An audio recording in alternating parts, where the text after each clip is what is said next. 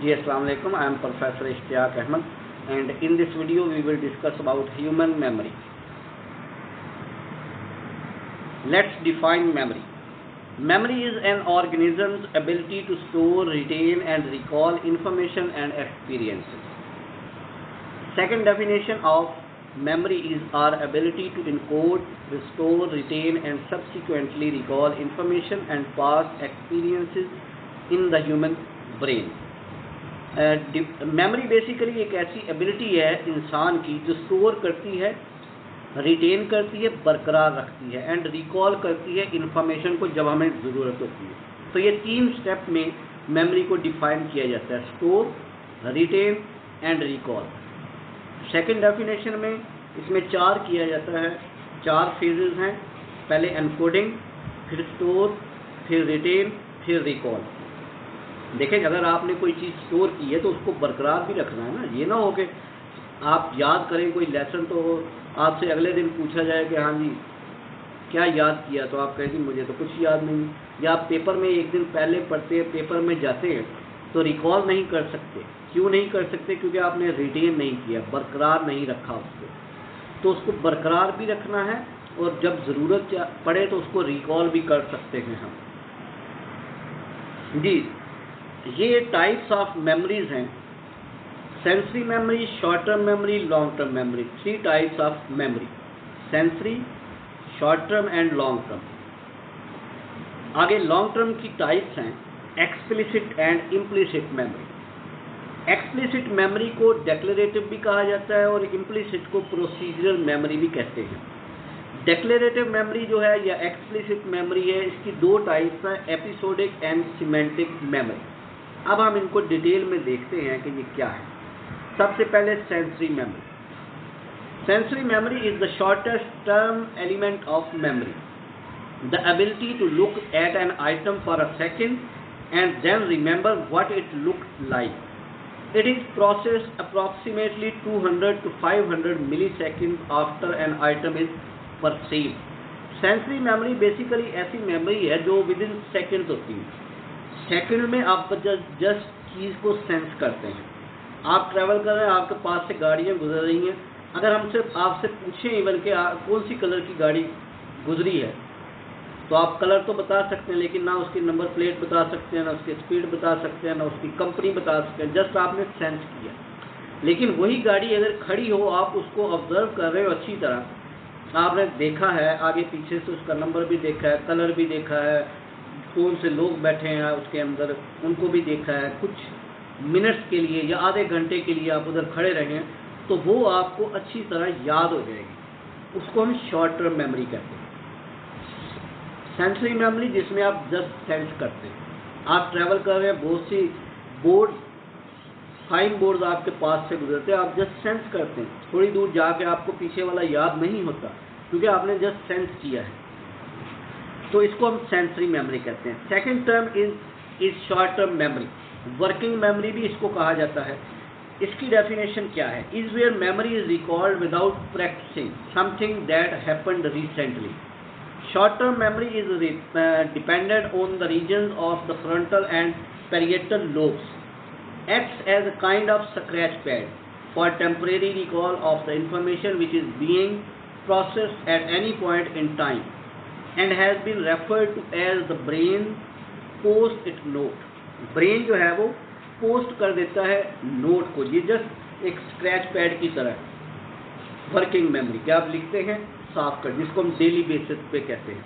आप पेपर में 1 दिन के लिए याद किया, 2 दिन के लिए याद किया, पेपर ख़त्म हुआ, आपको 1 दिन, 2 दिन, 4 दिन, हफ्ते बाद वो भूल जाएगा। अगर आपने फर्स्ट सेमेस्टर में पेपर दिए हैं तो मैं 6th सेमेस्टर में आपको पूछूं कि भाई आपके जो है वो साइकोलॉजी के पेपर या सोशियोलॉजी या इंग्लिश के पेपर में कौन से क्वेश्चन आए थे, तो मे भी आपको याद ना हो, लेकिन 6th सेमेस्टर के जो रिसेंटली पेपर हुए उनके आपको याद होंगे। क्योंकि वर्किंग मेमोरी में आप डाटा स्टोर करते हैं और फिर अरेज कर देते हैं, क्योंकि जब आपको उसकी ज़रूरत ख़त्म हो जाती है आप इरेज कर देते हैं ऑटोमेटिकली। ये ऑटोमेटिकली है, को आप कॉन्शियसली उसको इरेज नहीं करते कि आप डस्टर लेके, ये ऑटोमेटिक ब्रेन आपका काम करता है, वो ऑटोमेटिक स्टोर करता है, वो अंडरस्टैंड करता है कि भाई ये डिफरेंट बॉक्सेस बने हुए हैं, किस इंफॉर्मेशन को किस बॉक्स में भेजना है, क्या ये जो परमानेंट मेमोरी में भेजना है, क्या ये सेंसरी मेमोरी का हिस्सा है, क्या ये वर्किंग मेमोरी का हिस्सा है, तो वो स्पेसिफिक इंफॉर्मेशन वो उस बॉक्स में भेज देता है। तो जब ज़रूरत पड़े आप उसको रिकॉल कर सकते हैं।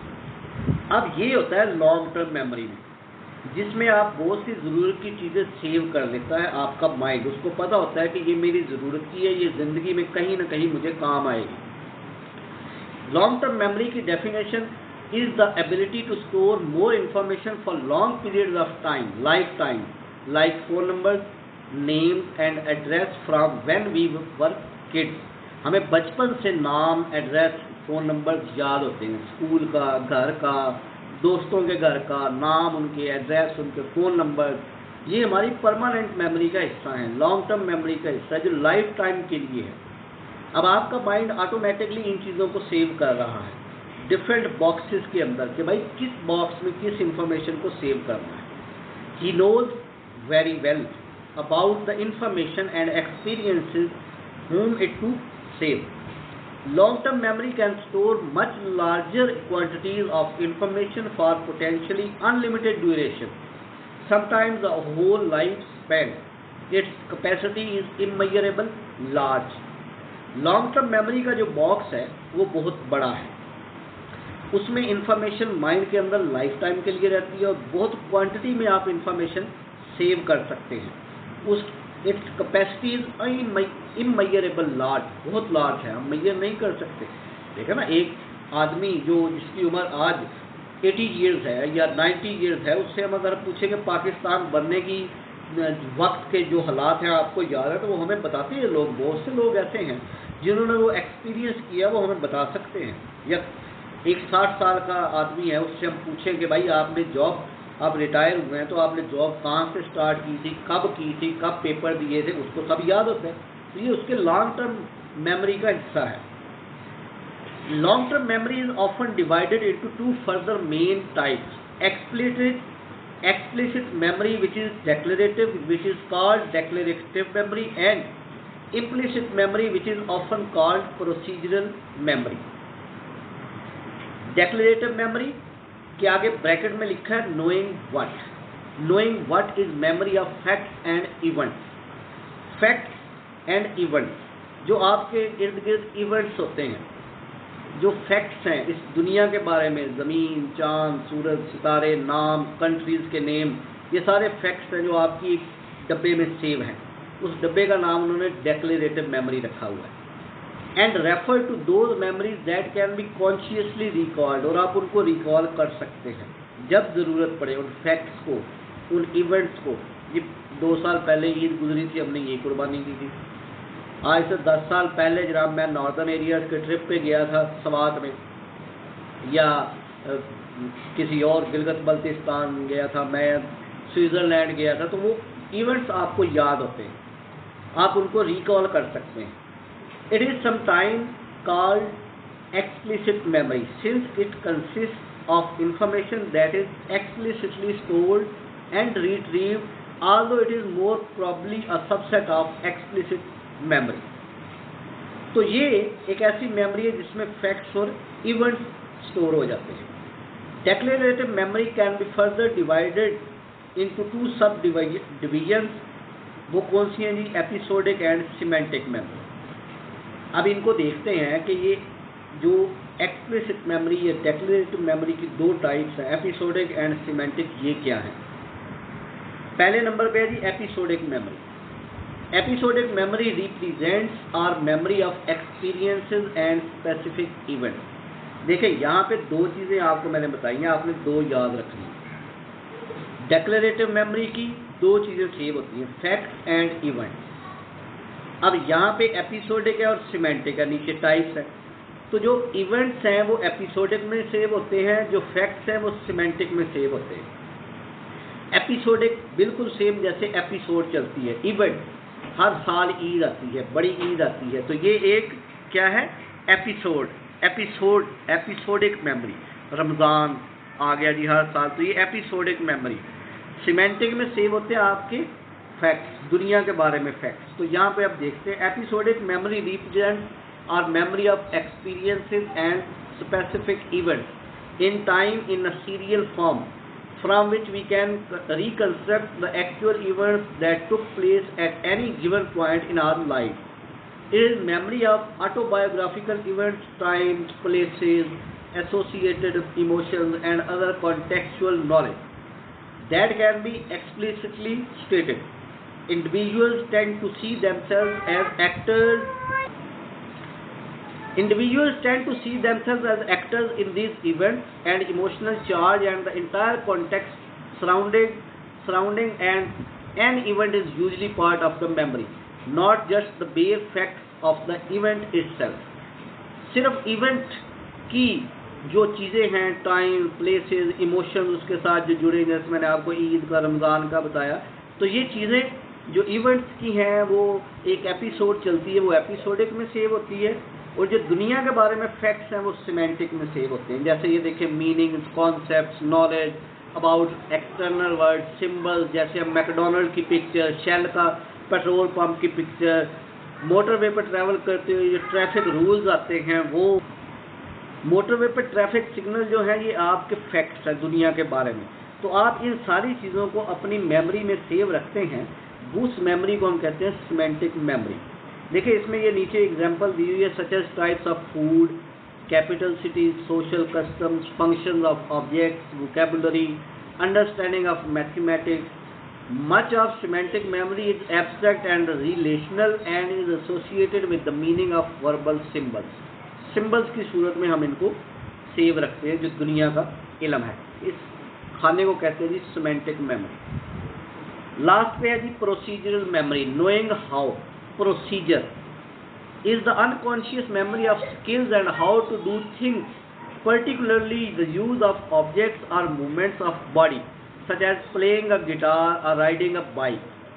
ये ऐसी मेमोरी सेव यहाँ पे होती है कि नोइंग हाउ, बाइक कैसे चलानी है, मोटरसाइकिल कैसे चलानी है, गिटार कैसे बजाना है, हारमोनियम कैसे बजाना है, ये आपकी प्रोसीजरल मेमोरी के आप उस प्रोसीजर से गुजर के जाते हैं। जैसे एक दर्जी कपड़े सीता है, उसको पता है, स्किल है ना, जब स्किल आ जाता है तो वो ऑटोमेटिकली स्टोर हो जाता है, बाद में आप भूलते भी नहीं हैं, और 10 साल बाद भी आप उसको अनकॉन्शियसली करता है। आप दर्जी ये थोड़ी कहेगा 5 साल बाद कि मुझे तो कपड़े काटना भूल गए या सीना भूल गया, अब मुझे दोबारा से सीखना पड़ेगा। या 10 साल बाद हम कहें नहीं हमें ड्राइविंग भूल गई, नहीं हो सकता। अनकॉन्शियसली हम बैठते हैं, ड्राइव करना शुरू कर देते हैं। हम ये थोड़ी सोचते हैं उस वक्त कॉन्शियसली कि लाए कि भाई मैंने स्टार्ट करने के बाद क्या करना है, गियर लगाना है, एक्सीलेटर दबाना है, क्लच को दबाना है, क्या करना है, बस हम बैठते हैं। जब हम ड्राइवर बन जाते हैं, उस प्रोसीजर से गुजर जाते हैं, तो वो ऑटोमेटिकली सेव हुआ होता है, हम अनकॉन्शियसली उसको चलाना शुरू कर देते हैं। तो इसको हम कहते हैं प्रोसीजरल मेमोरी। तो ये प्रोसीजर में से जब हम गुजर जाते हैं तो ऑटोमेटिक उसमें जो है वो काम करना शुरू कर देते हैं। इसको बाद बात इम्प्लिसिट मेमोरी भी कहते हैं। ठीक है, सेंसरी मोटर बिहेवियर्स होते हैं जो हम चलाते हैं। इसके बाद है जी मेमोरी प्रोसेसिंग। सबसे पहला मेमोरी प्रोसेस है memory encoding. Is the crucial first step to creating a new memory. It allows the perceived item of interest to be converted into construct that can be stored within the brain and then recalled later from short term और long term memory. देखें, सबसे पहले memory encoding, इसका मतलब है कि जहां हमारे बॉक्स बने हुए हैं उनके अंदर एक अलग फोल्डर बनता है। जब हम कोई चीज़ नहीं देखते वो सीधी उस फोल्डर में जाती है। जब लॉन्ग टर्म मेमोरी, देखो ना, हम एक स्किल सीख रहे हैं, ड्राइविंग सीख रहे हैं, तो ड्राइविंग के दौरान जब हम उस प्रोसीजर से गुजर रहे हैं तो वो एक अलग फोल्डर बनता है, उसके अंदर चीज़ें जाना शुरू हो जाए। इसको कहते हैं मेमोरी एनकोडिंग। एनकोड करता है, कंस्ट्रक्ट बनाता है माइंड, ठीक है, डेवलप करता है और वो स्टोर हो जाता है। वो ये ज़रूरी, वो ऑटोमेटिकली देखता है कि ये शॉर्ट टर्म में सेव करना है, ये लॉन्ग टर्म में, ये आपका माइंड ऑटोमेटिकली काम करता है। एनकोडिंग और registration, receiving, processing and combining of received information. Registration है उसकी, रिसीविंग, प्रोसेसिंग और कंबाइनिंग इंफॉर्मेशन को जो करना है, इसको इनकोडिंग कहते हैं। इसके बाद memory storage. Second memory process is memory storage. Is the more or less passive process of retaining information in the brain, whether in the sensory memory, the short term or the long term memory. कहाँ पे store करनी है, ये आपका mind automatically काम करता है। ये एक समझे एक किस्म का फिल्टर है। कुछ चीज़ों को वो दिन में हम हज़ारों लाखों चीज़ें देखते हैं, फ्लड ऑफ इंफॉर्मेशन देखते हैं डेली बेसिस। तो इस ओवरलोड को कंट्रोल करने के लिए एक फ़िल्टर है जिसको मेमोरी कहते हैं, मेमोरी स्टोरेज। अब जब इंफॉर्मेशन गुजरती है उस फिल्टर से, वो ऑटोमेटिकली देखता है कि इसको किस फोल्डर में भेजना है, तो वहाँ पे वो उसको स्टोर कर देता है। अगर माइंड देखता है कि ये सेंसरी मेमोरी है तो सेंसरी मेमोरी डिलीट कर देता है वक्त के साथ ही। अगर शॉर्ट टर्म मेमोरी है तो वो उस फोल्डर में जाएगी, लॉन्ग टर्म मेमोरी है तो वो डेक्लेरेटिव में जाएगी या सिमेंटिक में जाएगी या प्रोसीजरल मेमोरी में जाएगी या उसमें जो है वो किस डब्बे में जाएगी, ये आपका माइंड खुद से देखेगा। इसको हम कहते हैं memory storage. Second process of the information is repeated और use more likely it to be retained in long term memory. जितनी आप इंफॉर्मेशन को रिपीट करेंगे अगेन एंड अगेन, बार बार, तो वो लॉन्ग टर्म मेमोरी का हिस्सा बन जाती है।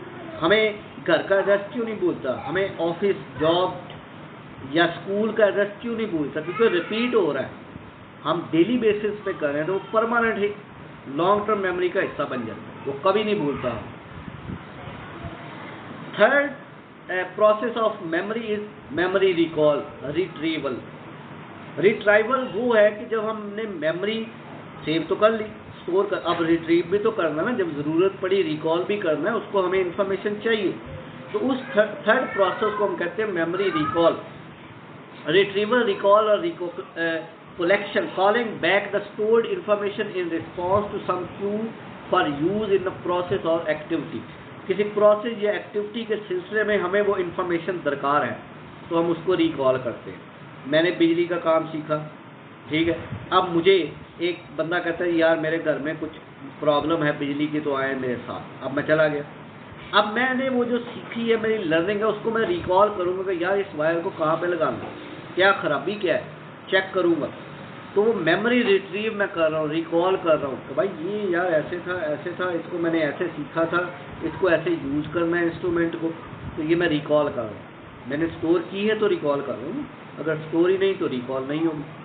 तो ये मेमोरी प्रोसेस 3 हैं जो बड़े इम्पोर्टेंट है कि मेमोरी, पहले नंबर पे memory encoding process, memory encoding, second memory storage, and third memory retrieval or recall. This was all about memory and its type and the processes of memory. I hope you understand very well, and if you have any question please comment below the video, and please subscribe and like the channel. Thank you very much.